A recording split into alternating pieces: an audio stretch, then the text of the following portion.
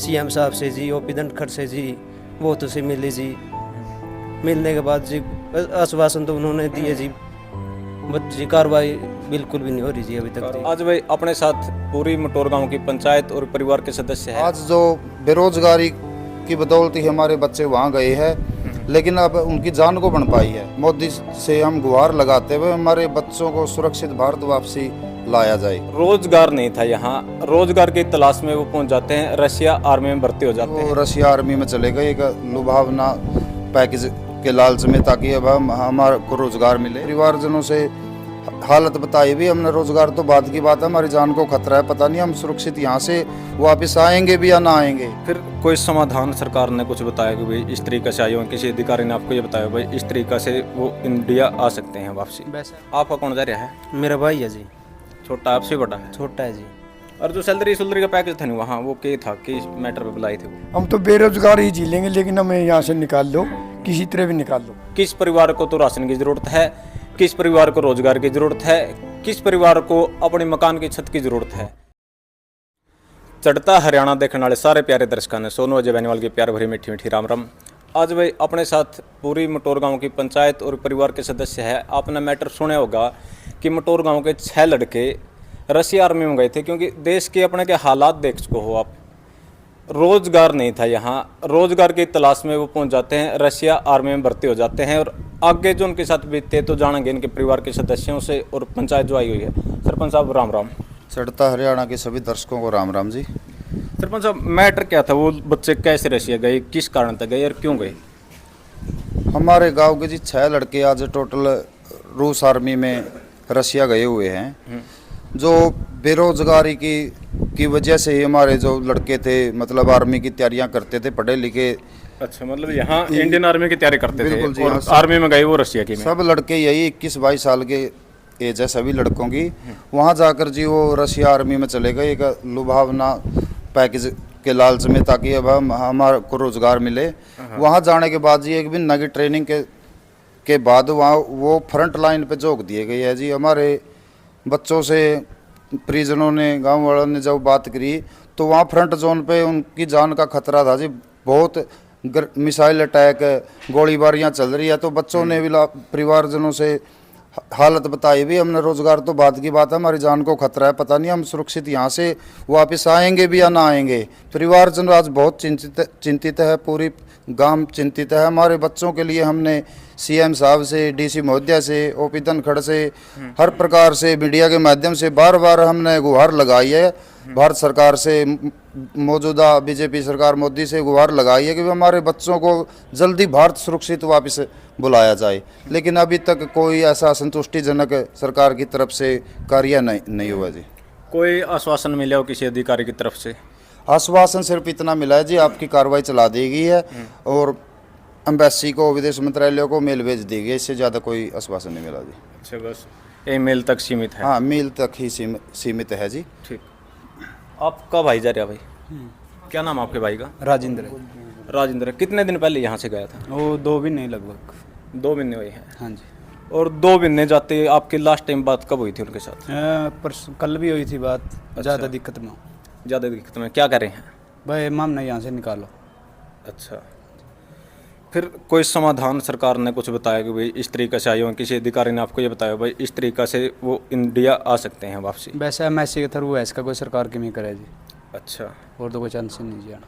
अच्छा, कोई आश्वासन मिले हो? नहीं, कहीं से नहीं मिला जी अभी तो। अब तक किन किन लोगों तो मिल दिया आप? माँ मैं धनखड़ से यहाँ तक मिले थे जी, डीएफसी के भी मिले थे, कई जगह गए जी, अप्लाई नहीं आ रहा ले सही। अच्छा, हाँ। आपने रोक्यो कि भाई रह जाओ, ठीक है, अपना देश क्यों युद्ध छिड़ रहा है, भाई बन जाओ हो अपने भाई तक? भाई क्या करे जी, एडा भर्ती बुर्ती तैयार कर दिया, एडा रोजगार ना मिला। अच्छा, जुनून था कि भाई रोजगार चाहिए है, इंडियन आर्मी में भर्ती होना चाहता था। हाँ, एडा तो मिली नहीं जी जॉब उनती, फिर वो सोचे भाई बहरे चले जाऊँ, थोड़ा जगह दिक्कत होगी जी, बिना पीछे। एक महीना लग ठीक रहेगा? हाँ, एक भी ना लग ठीक रहे जी, फिर दिक्कत होगी ज़्यादा। मतलब क्या कह रहे हैं, क्या मेन दिक्कत क्या आ रही है वहाँ पर? वहाँ पूरी ट्रेनिंग नहीं हो रही जी उनकी, सीधा युद्ध पे छेड़ा जी। पहले पूरी ट्रेनिंग तो गए हुए हैं, हाँ, 2 महीने, एक भी नहीं ट्रेनिंग दी। एक दिन में क्या ट्रेनिंग करागा जी, पूरी ट्रेनिंग हो उसके बाद तो कुछ करा है। ठीक है, आप भी आ जाओ छोटे भाई। आपका कौन जा रहा है? मेरा भाई है जी। छोटा आपसे बड़ा है? छोटा है जी। छोटा है। हाँ जी। उसको कितने टाइम हो गया? साथ में गए थे जी। जी 6 के 6 लड़के एक साथ गए थे। बस जी 2-4 दिन का अंतर था जी, बाकी साथ में गए थे जी। एक पहले जा रहा था जी, 1 मंथ पहले जी। उन उससे बात हुई जी, वो कह रहा था जी यहाँ पर मॉल बढ़िया है। उससे बात करने के बाद जी ये भी चले गए जी। ये साथ में रहते थे गांव में जी, साथ में ही पढ़ते थे जी। इस करके जी कॉन्टैक्ट इनको होया जी। और उनके उसके जो इंस्टाग्राम पर या फेसबुक पर जो स्टोरियाँ लगाते थे जी, वो देखते थे जी। उससे जी इनको भी लगा कि हमको भी जाना चाहिए जी, तो ये चले गए जी। अगर भाई ठीक है उड़ा जी फिर अब क्या कह रहे हैं भाई? अब जी 10-15 दिन तक तो जी बहुत सही रहा जी। घर के ने भी बात करी जी, कहने लगे जी बहुत बढ़िया है जी, कोई दिक्कत नहीं है जी। फिर बाद में जी सीधा जी उनको फ्रंट लाइन पर ले जाया गया जी। बस 15-20 दिन की ट्रेनिंग दी गई जी। पर उन्होंने वहाँ पर जाकर जी देखा जी, बहुत ही बुरी कंडीशन थी जी। जो वहाँ पर युद्ध में जी जो घायल थे जी, या जो मृत शरीर थे जी, उन्होंने देखा जी, तो उन्होंने हमारे पास जी रिकॉर्डिंग भेजी थी। जो रिकॉर्डिंग भेजने के बाद जी हमने भी जी फिर यहाँ पर जी प्रयास अपने जारी कर दिए जी। इस प्रयास में हम बहुत मतलब जी सीएम साहब से जी, ओपी धनखड़ से जी बहुत उसे मिले जी। मिलने के बाद जी आश्वासन तो उन्होंने दिए जी, बट जी कार्रवाई बिल्कुल भी नहीं हो रही जी अभी तक जी। कार्रवाई की कोई गुंजाइश लग है कि भाई सरकार कर सके? हाँ जी, यदि चाहे तो जी बहुत ही आराम से जी कार्रवाई हो सकती है जी, और आराम से ही आ सकते हैं जी, यदि चाहें तो जी। हमें विश्वास है जी। और जो सैलरी का पैकेज था नहीं वहाँ, वो क्या था, किस मैटर पे बुलाए थे वो कितनी सैलरी मिलेगी? सैलरी तो जी उसके अंदर जी 195 थी जी। 1,95,000 हाँ जी, उसके अकॉर्डिंग जी उन शायद जी उनकी सैलरी आई भी होगी जी, बट जी उनके पास नेटवर्क की बहुत दिक्कत है जी। इस कारण जी ना तो जी उन सैलरी जो है उनके अकाउंट में ही है जी, शायद आई हुई है जी।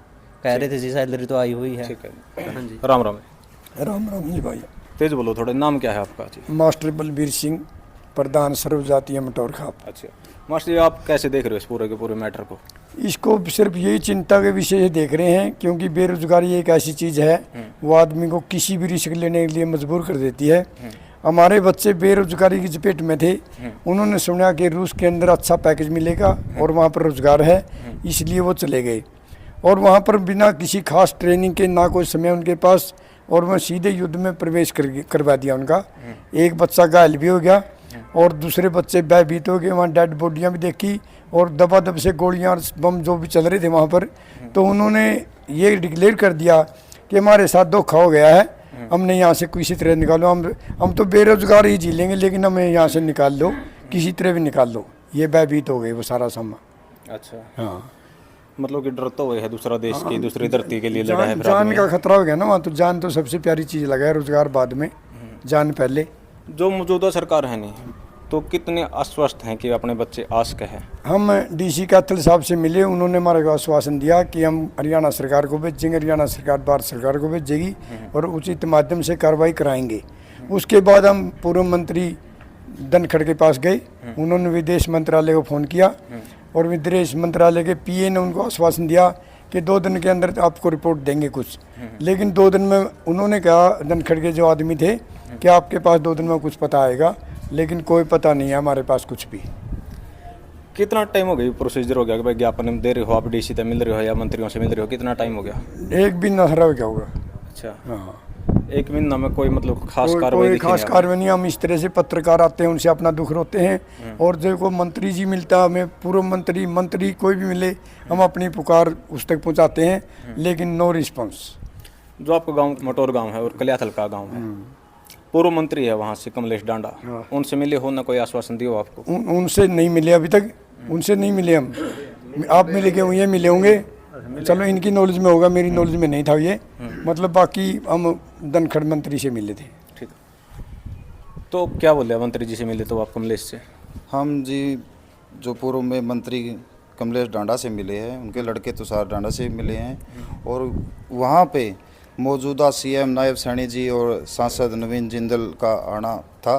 उस टाइम पे हम मिले और उन्होंने एक संतुष्टिजनक गारंटी शुदा हमको आश्वासन दिया कि आप बेचिंतित रहो, आपके परिवारजनों को कोई घबराने की जरूरत नहीं है, 100% जल्द फास्ट ट्रैक से हम कार्रवाई को चलाएंगे और 100% आपके बच्चे वापस आ जाएंगे जी। हमने पंचायत लेवल पे जी सीएम साहब को ज्ञापन दिया और उनसे मिले जी, हम हमारे बच्चों की सुरक्षा, भारत वापसी के लिए पुकार लगाई जी। सीएम साहब ने भी आश्वासन दिया कि हम जल्द ही इस पे कार्रवाई करेंगे, लेकिन वो 100% गारंटी और वो वादे जी अभी तक पूरे नहीं हुए हैं और संतुष्टिजनक अभी तक कार्रवाई नहीं हुई है। हम दोबारा से फिर मौजूदा भारत सरकार से, विदेश मंत्रालय से, मोदी से हम गुहार लगाते हुए हमारे बच्चों को सुरक्षित भारत वापसी लाया जाए। आज जो बेरोजगारी की बदौलत ही हमारे बच्चे वहाँ गए हैं, लेकिन अब उनकी जान को बन पाई है। शुरू में हमारा एक दो जो बच्चा स्टार्टिंग में गया, एक खुशनुमा माहौल दिखाया गया और जो उसके साथ के मित्र थे, वो 6 मित्र थे, उन्होंने वर्दी को देखा जी, बड़ा ही मतलब उमंग जागी कि हम गर्व महसूस करिए कि हम भी वहाँ जाएं। एक अच्छा अवसर पाया है, हम भी वहाँ जाकर आर्मी ज्वाइन करें और अच्छा पैकेज भी मिलेगा, हम भी आर्मी मैन बनेंगे। लेकिन उनको ये नहीं पता था जी, स्टार्टिंग का माहौल था ट्रेनिंग के दौरान का, उसके बाद बच्चों पे जान की बनाई है जी। हमारा एक लड़का घायल भी हुआ है, एक लड़का से कोई संपर्क ही नहीं है 12 तारीख के बाद।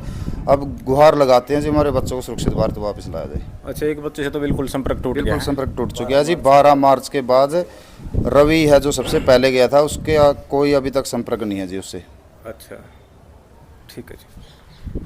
राम राम सरपंच साहब। राम राम जी। तो आप कैसे देखते हो इस पूरे संवेदनशील मामला है जो? बस इसको तो मामला ऐसा था जी, यह बेरोजगारी बड़ी बेहद दुखी है। यहाँ बच्चों के लिए खाने के लिए अन्न भी नहीं है, ऐसी हालत है। एक 2 किले के बालक हैं, 1-2 किले में गुजारा नहीं चलता। विदेश जाने की तोड़ तो लगी रही थी और उन बच्चों ने आपस में, जो पहले गया था उसने कहा भाई ये तो बहुत अच्छा प्रोग्राम है। उस टाइम तो भर्ती हो गए थे ये।